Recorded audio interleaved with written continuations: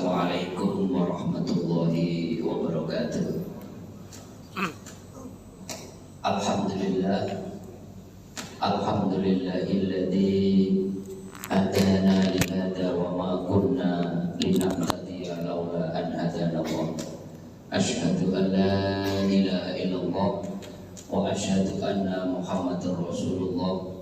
Allahumma shalli wa sallim wa barik ala sayyidina wa maulana Muhammadin wa ala alihi wa ashabihi ajmain.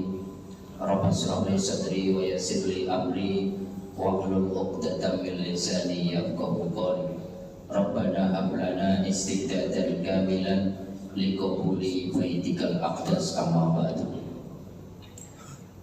Saudara-saudaraku, para tamu Allah yang baru saja menunaikan salah satu kewajiban fardu ain kita, sholat zuhur.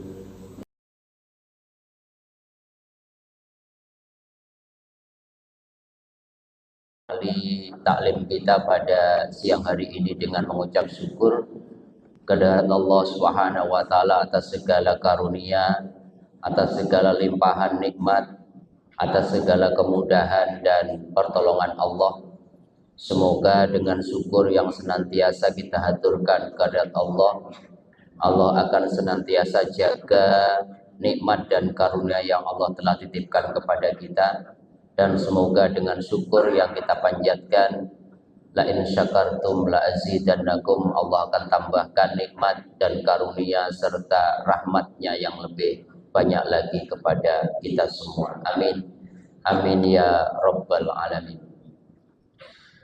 Saudara-saudaraku, para tamu Allah, hari ini tidak terasa kita sudah memasuki bulan ke-8 dalam kalender Hijriah, yaitu bulan Sya'ban. Hari ini sudah tanggal 4 Sya'ban, berarti kurang lebih beberapa minggu lagi kita akan ketemu bulan yang paling agung, bulan yang paling istimewa, bulan yang paling mulia, yaitu bulan ke-9, bulan suci Ramadan. Sayangnya, kata Rasulullah, bulan Sya'ban itu syahrun yaghfulun nas. Sayangnya, kata Kanjeng Nabi, bulan Sya'ban ini bulan yang dilupakan oleh banyak orang. Kenapa bulan Sya'ban dilupakan oleh banyak orang? Karena baina Rajab wa Ramadan. Karena bulan ini diapit oleh dua bulan yang sama-sama populer. Kita tahu sebelum bulan Sya'ban ada bulan Rajab, ada peristiwa Isra Mi'raj, bahkan sekarang sudah bulan Sya'ban, peringatan Isra Mi'raj itu masih banyak di mana-mana. Ada peristiwa Isra Mi'raj, ada peristiwa perintah sholat lewat Isra Mi'raj tersebut. Kemudian bulan Sya'ban juga diapit setelah bulan Sya'ban, bulan Ramadan. Jadi dikelilingi, diapit oleh dua bulan yang sangat terkenal, sehingga kata Rasulullah, syahrun yaghfulun nas. Banyak orang melupakan bulan Sya'ban. Padahal kata Kanjeng Nabi, bulan Sya'ban itu tidak kalah istimewa. Pertama, Rasulullah mengatakan bulan Sya'ban itu syahrun turfa'u amala ibadi ila rabbil alamin. Bulan Sya'ban ini bulan secara periodik, Bapak Ibu semua, amal kita nanti itu dilaporkan kepada Allah. Nanti pada malam nisfu Sya'ban itu amal kita diambil secara tahunan kemudian dilaporkan oleh Allah. Maka Rasulullah mengatakan fa uhibbu ila ayyurfa amali fa ana shaim. Maka saya pengen banget ketika malam nisfu Sya'ban amal saya dilaporkan kepada Allah, siang harinya saya dalam kondisi berpuasa. Maka ternyata bulan Sya'ban ini bulan istimewa. Pertama, bulan ketika amal kita secara tahunan dilaporkan kepada Allah. Yang kedua, para ulama menyebut bulan Sya'ban ini istimewa karena bulan Sya'ban ini bulan persiapan sekaligus bulan latihan. Mestinya idealnya latihannya dari bulan Rajab. Maka doanya Allahumma barik lana fi Rajab, dimulai dari Rajab. Ya Allah, berkahi Rajabku, belai berkahi bulan Sya'banku, kasih umur panjang kepadaku untuk ketemu Ramadan. Apa makna berkah? Berkah itu maknanya kualitas kuantitas kebaikan kita tambah. Maka bulan Rajab kemarin itu sebenarnya 2 bulan sebelum Ramadan. Kira-kira Rasulullah ingin mengatakan kalau kalian 1446 Hijriah Ramadannya sukses, awali latihannya persiapannya dari 2 bulan sebelumnya. Apa? Ya latihan puasa sunnah. Ya jangan latihan puasanya tanggal 1 Ramadan. Itu tidak ada kenikmatan puasa, yang ada adalah ya Allah berat banget ya puasa ini, apalagi menjelang maghrib. Tapi kalau dari puasa Rajab kita sudah kerjakan, puasa Sya'ban kita kerjakan. Bapak Ibu tahukah Rasulullah itu kalau bulan Sya'ban, kata Sayyidah Aisyah istri beliau, saya tidak pernah Rasulullah setelah puasa Ramadan itu lebih banyak berpuasa kecuali di bulan Sya'ban, hampir sebulan penuh. Bahkan Sayyidah Ummu Salamah istri Rasulullah yang lain mengatakan, ra'aitu Rasulullah sallallahu alaihi wasallam yasumu syahraini mutatabi'aini Sya'ban wa Ramadan. Saya pernah lihat 1 tahun Rasulullah itu puasa 2 bulan berturut-turut. Puasa sunnah bulan Sya'ban langsung dilanjutkan puasa Ramadan. Maka kalau kita sudah terbiasa puasa sunnah di bulan Rajab maupun bulan Sya'ban, nanti puasa Ramadan tanggal 1 itu sudah puasa yang nikmat betul. Kita nikmati momen-momen berpuasa kepada Allah. Maka latihan, persiapan itu akan menentukan hasil dalam kejuaraan. Termasuk ketika kita mau juara di bulan Ramadan, persiapannya harus detail. Persiapannya kalau bisa lebih awal. Lawang tinju aja 12 ronde kali 3 menit 36 menit. Itu persiapannya bisa 3-4 bulan sebelum. Olimpiade cuma 2 minggu, persiapannya setahun 2 tahun sebelum. Karena apa? Fix performance-nya itu tergantung persiapan kita.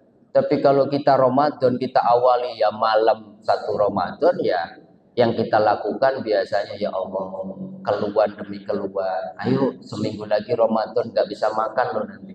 Maka ayo kita kumpul makan-makan. Kalau enggak, para ulama dulu 2 bulan sebelumnya sudah latihan. Latihan apa? Latihan apa saja yang nanti kira-kira dipraktekkan dalam bulan Ramadan. Itu yang kedua. Bulan Sya'ban istimewa karena bulan Sya'ban adalah bulan persiapan dan bulan latihan.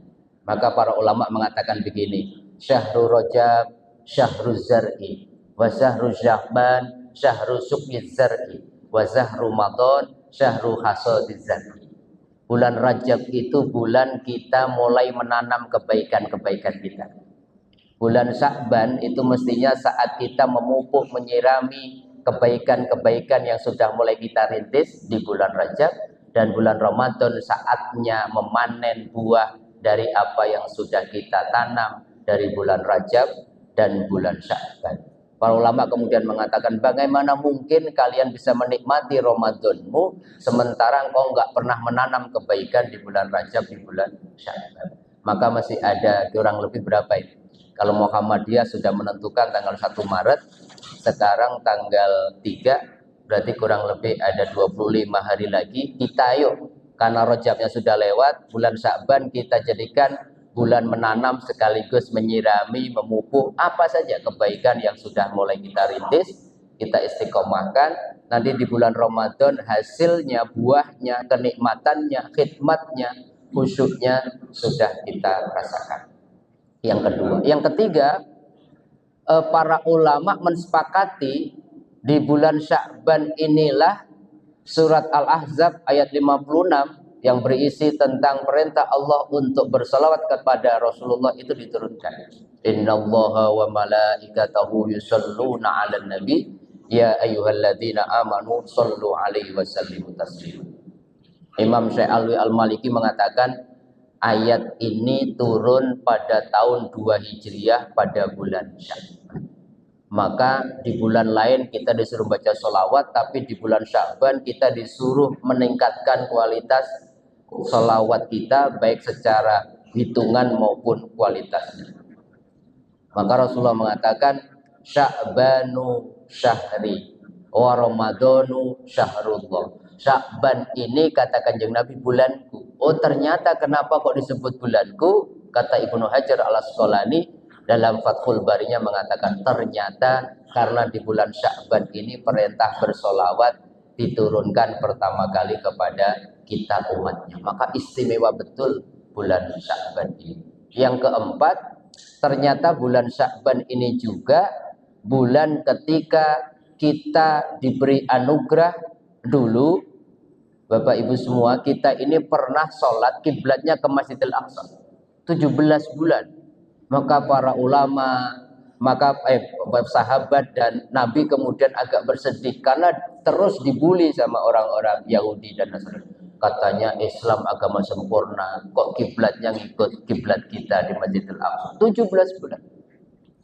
Maka qad nara taqalluba wajhaka, maka saya lihat kata Allah wajahmu tidak enak, bersedih, kecewa. Kenapa sampai 17 bulan ini kok sampai terus menghadap Masjidil Aqsa? Falanuwalliyannaka kiblatan tardahu, maka Allah kemudian saya akan berikan kiblat yang engkau ridho dan engkau sukai. Fawalli wajhaka satro Masjidil Haram. Maka setelah 17 bulan di bulan Rajab, maka kemudian kita balik lagi ke Masjidil Haram kiblat kita, dan itu terjadi di bulan Rajab, di bulan Sya'ban. Jadi bulan Sya'ban ini bulan yang luar biasa.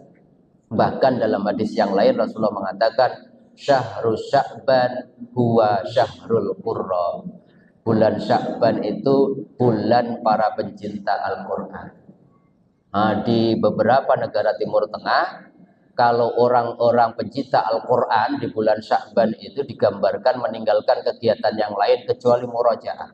Mereka ngulang-ngulang bacaan Al-Qurannya karena nanti mereka akan disebar menjadi imam-imam tarawih di mana-mana. Mereka murojaah. Lah untuk kita yang belum hafal ya nggak murojaah. Coba kita perbaiki bulan Sya'ban ini bacaan Quran kita. Yang belum bisa belajar, yang sudah bisa masih geratol-geratol bahasa hadisnya ya tak masih kesulitan, kadang nun kebalik jadi ba, tak kebalik jadi ya, fa kebalik jadi ko, ha kebalik jadi jim. Itu enggak apa-apa. Kata Nabi, kalau kalian tetap semangat baca Quran, walaupun terbata-bata dapat 2 pahala. Pahala baca Qurannya dan pahala terbata-batanya. Tetapi kalau kita al-mahir bil Quran, kalau kalian sudah fasih baca Quran, akan dikumpulkan bersama para malaikat. Saya selalu nanya, pengen 2 pahala apa berkumpul sama malaikat? Pengen 2 pahala. Jadi pengen terus susah membaca Al-Quran. Ya mestinya pilih bareng malaikat. Tetapi nggak apa-apa. Dilancarkan. Nanti ketika bulan Ramadan ada nuzulul Quran, bulan Quran, kita udah tadarusnya itu nikmat. Nah kebanyakan di masjid-masjid itu kalau habis tarawih diajak tadarus bareng, selalu berkurang pesertanya. Karena apa? Malu Pak Ustaz. Yang lain udah pada lancar. Ain itu 1 ain itu paling 2-3 menit. Saya bisa sejam gimana? Nggak enak. Ya nggak apa-apa. Namanya tadarus itu saling mendengarkan, saling belajar. Tapi kalau kecintaan kita pupuk semenjak bulan Sya'ban ini, Masya Allah. Oleh karenanya, karena keistimewaan bulan Sya'ban inilah, maka Rasulullah mengatakan wasumiya Sya'ban li'annahu yatasya'abu fihi khairun katsir. Kenapa disebut bulan Sya'ban? Karena di bulan Sya'ban ini Allah tawarkan begitu banyak pintu-pintu kebaikan. Karena istimewa bulan Sya'ban ini, apa yang kita miliki? Ternyata kita sudah tahu, ternyata bulan Sya'ban tidak kalah istimewanya dengan bulan Rajab. Ternyata bulan Sya'ban juga istimewa selain kemudian bulan Ramadan. Pertama, Rasulullah mengajarkan kita ngisi bulan Sya'ban untuk berpuasa. Tadi saya katakan Rasulullah itu hampir sebulan penuh. Bahkan Ummu Salamah mengatakan puasanya Nabi 2 bulan berturut-turut. Puasa Sya'ban sebulan penuh, puasa Ramadan 1 bulan. Berapa minimalnya? 1 puasa sunnah bulan Sya'ban cukup. Tapi kalau Bapak Ibu semua pengen menikmati puasa Ramadan nanti, puasa sunnah Sya'ban semakin banyak, nanti semakin nikmat ketika puasa Ramadan. Belum lagi Rasulullah mengatakan, Aisyah pernah testimoni Saya itu, kata Bunda Aisyah, pernah mengkodok utang puasa saya karena lupa baru bulan Sya'ban. Ayo dihitung yang masih punya utang. Bulan Ramadan tahun lalu masih ada 25 hari lagi, utangnya berapa dibayar? Sebab kalau nggak dibayar, kata para ulama, masuk lagi tahun berikutnya dikalikan 2 kali.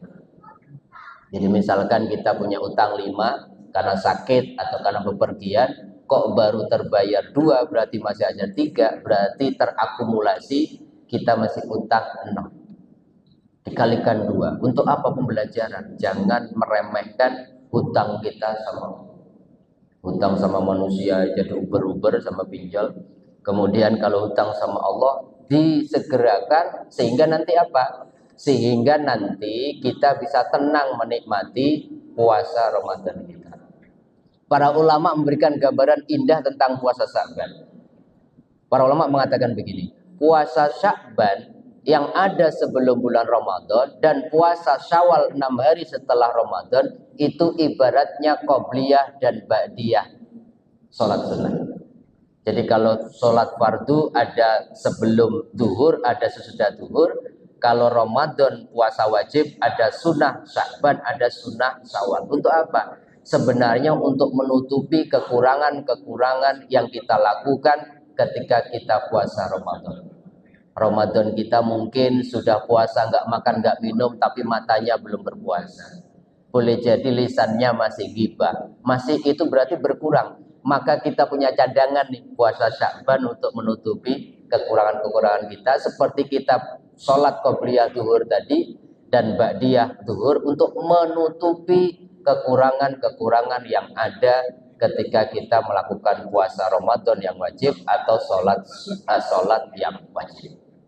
Ayo kita puasa. Yang kedua, kita perbanyak membaca atau mengakrabkan diri dengan Quran.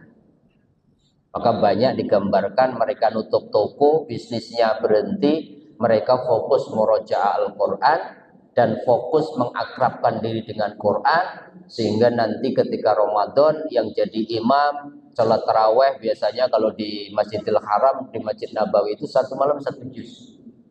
Dan nikmat itu kita di sana. Tapi kalau di sini imam tarawehnya agak panjang tuh gerundel semua itu. Kenapa ya? Bubah.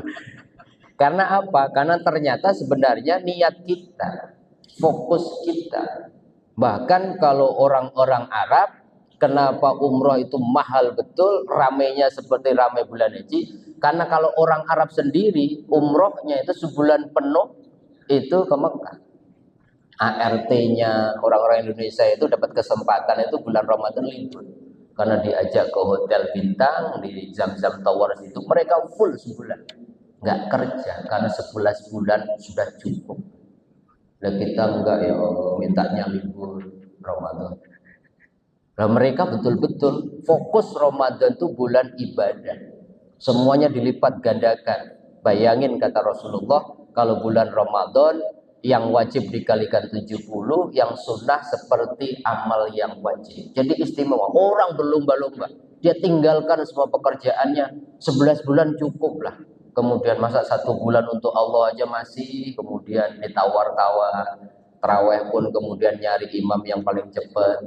Ada yang 20, kemudian nyari yang 8. Padahal dulu orang fastabiqul khairat, Pak. Salat taraweh itu berapa minimal? Kadang orang lupa karena nggak ngerti ilmu. Minimal 8, Pak Ustaz. Salat taraweh itu seperti salat malam yang lain. Cuman ada di bulan Ramadan. Minimal 2 rakaat. Jadi jangan sampai kita keliru memahami karena capek, karena pekerjaan, nggak bisa sholat tarawih berjamaah, nggak sholat. Ya 2 rakaat cukup. Cuma nilainya jangan sama. Pengen sama catatannya seperti yang 20 rakaat.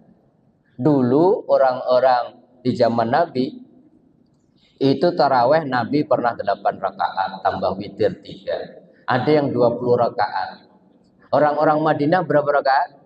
Orang-orang Madinah itu tarawihnya 36 rakaat. Ketika ditanya, kenapa 36 rakaat?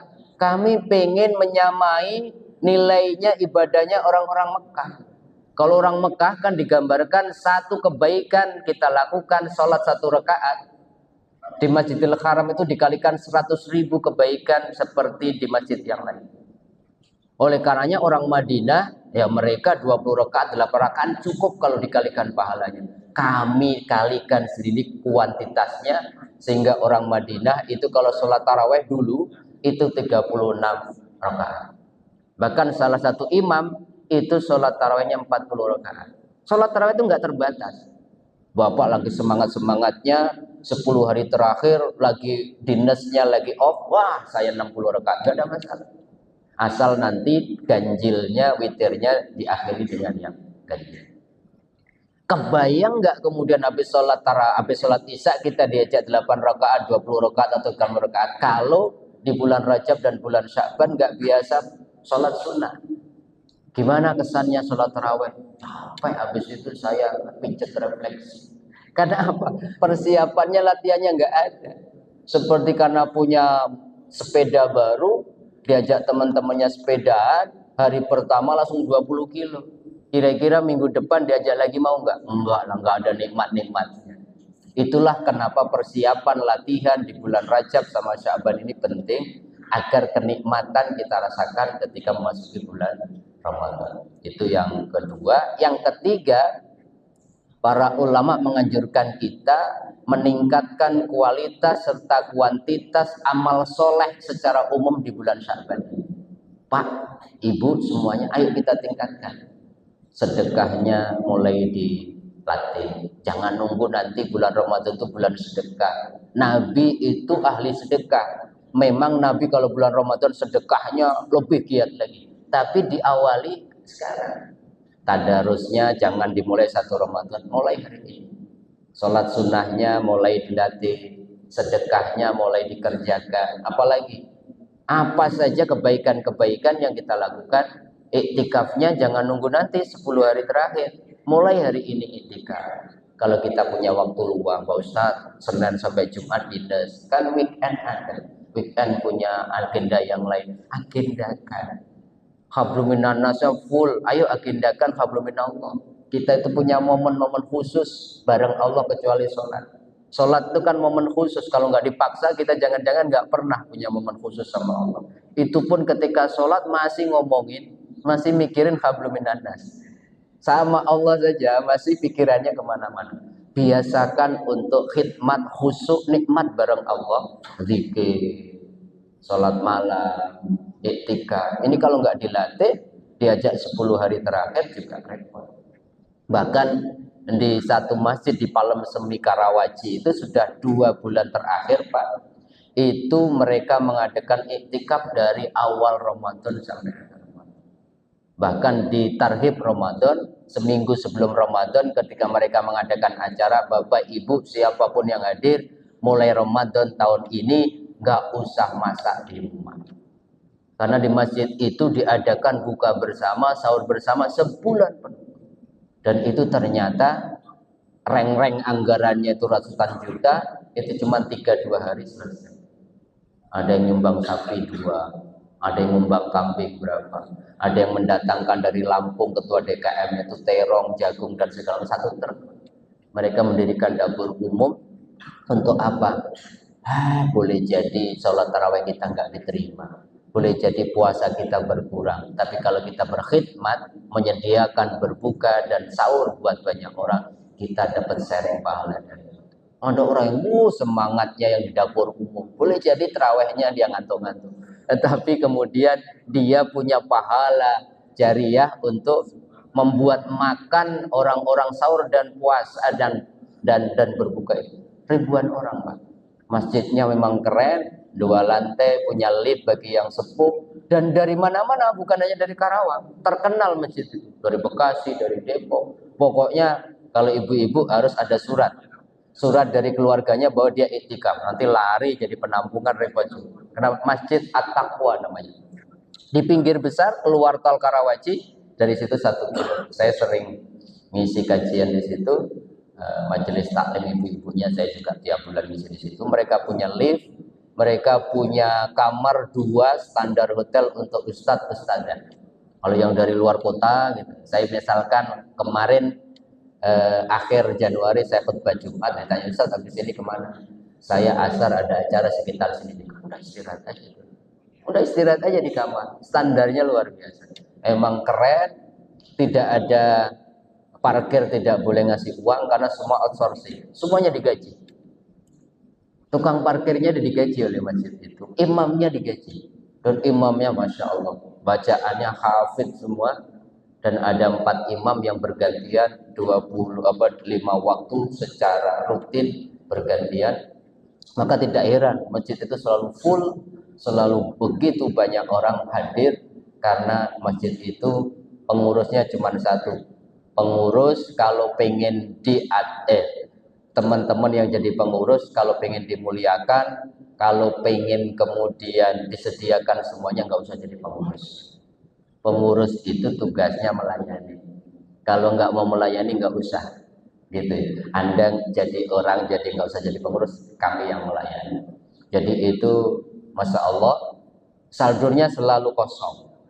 Jumat kemarin saldonya tinggal 173.000, padahal penghasilannya 1 bulan itu 18 juta sekian.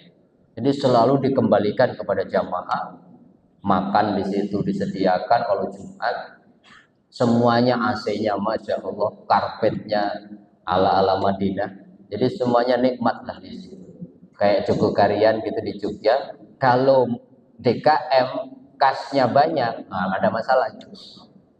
Berarti nggak muter lah. Orang menitipkan uangnya ke masjid itu kan agar berkontribusi, agar manfaat. Kalau diendapkan tidak jadi apa-apa ya repot. Maka dihabisi untuk kegiatan-kegiatan sehingga yang menitipkan uangnya apakah itu sedekah, zakat, infak dan seterusnya itu dapat jariah dari pahala-pahala yang mereka lakukan. Terakhir, Bapak Ibu semua, Rasulullah mengatakan idza kanati al-laila fi nisfi Sya'ban, ketika malam nisfu Sya'ban, malam 15, maka kata Rasulullah faqumu lailaha, kalian kalau bisa hidupkan malam-malam nisfu Sya'ban dengan amalan-amalan istimewa. Ada yang baca Yasin 3 kali, ada yang sholat malam, apa saja. Tetapi perintah Allah hidupkan malam-malam di malam nisfu Sya'ban, wasumu yaumaha, dan kalau bisa siang harinya kalian berpuasa. Karena di malam nisfu Sya'ban itu li'annallaha tabaraka wa ta'ala yanzilu min ghuruj bisyamsi ila sama'id dunya. Kata Rasulullah, karena di malam nisfu Sya'ban Allah itu turun ke langit dunia untuk apa? Karena Rasulullah mengatakan, Allah mengatakan, barang siapa meminta ampunan aku ampuni, barang siapa minta rezeki aku berikan rezeki, barang siapa minta disehatkan dari sakitnya aku berikan sehat, kada wa kada. Dan apapun permintaanmu pasti dikabulkan ketika kita menghidupkan malam-malam nisfu Sya'ban. Semua dosa-dosa terampuni kecuali 3 hal.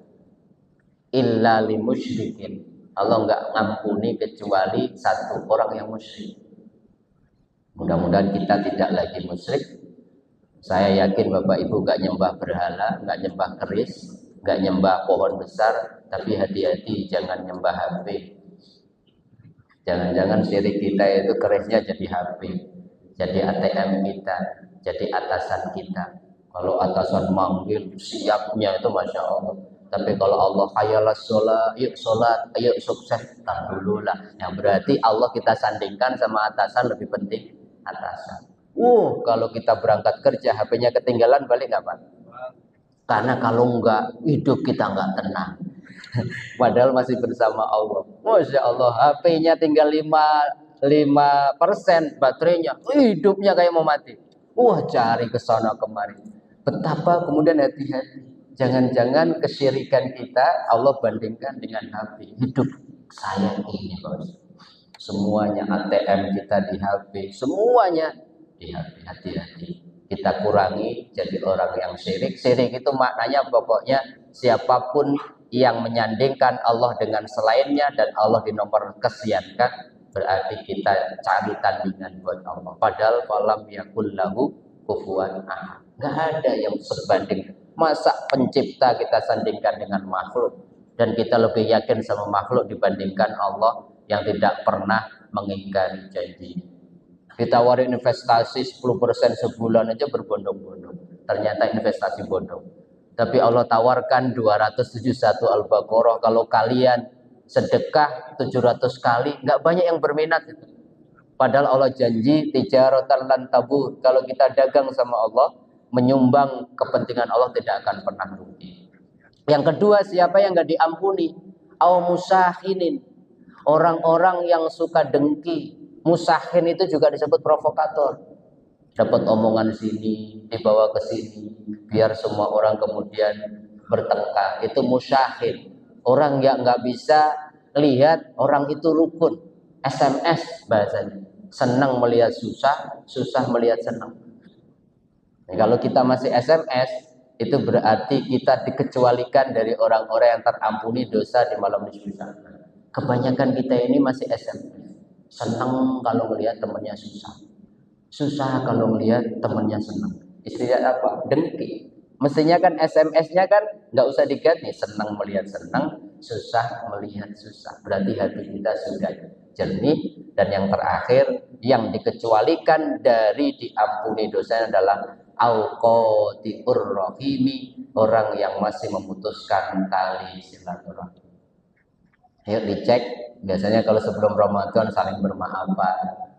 Kalau masih belum bertegur sapa dengan orang tua, datang minta maaf. Karena itu menjadi penghalang kita untuk mendapatkan berkah. Kalau masih sahabatnya, WA-nya diblokir, coba dicek berapa yang kita blokir WA teman-teman kita. Berarti itu qati'ur rahim. Kita masih punya problem dengan saudara kita, teman kita, orang tua kita. Perbaiki hubungan silaturahmi. Maka jangan heran nanti menjelang Ramadan banyak orang mengadakan targhib Ramadan diakhiri dengan musafahah, bersalam-salaman, saling memaafkan. Mudah-mudahan nggak ada ganjelan lagi, sehingga Ramadan kita masuki dengan kejernihan hati, persiapan yang sudah oke, sehingga satu Ramadan itu langsung kita menikmati momen-momen ibadah kita selama sebulan penuh. Dan mudah-mudahan karena baru tanggal 4 Sya'ban, kita masih punya waktu 24 atau 25 hari ke depan. Ayo kita jadikan Sya'ban bulan latihan, bulan persiapan, latihan puasa sunnah, latihan ngaji Quran, latihan amal soleh, latihan sedekah, latihan sholat malam, sholat sunnah, dan latihan amal-amal yang lainnya. Sehingga insya Allah tahun ini kita diberi umur panjang, ketemu bulan Ramadan, dan mudah-mudahan Ramadan tahun ini kita masuki dengan kesiapan yang maksimal, hati yang bersih, semangat yang kuat, sehingga Ramadan ini merupakan Ramadan terbaik yang kita bisa persembahkan untuk Allah. Amin. Amin ya rabbal alamin. Kurang lebihnya mohon dibukakan pintu maaf. Wal afu minkum. Wassalamualaikum warahmatullahi wabarakatuh. Subhanaka Allahumma bihamdika asyhadu an la ilaha illa anta astaghfiruka wa atubu ilaik.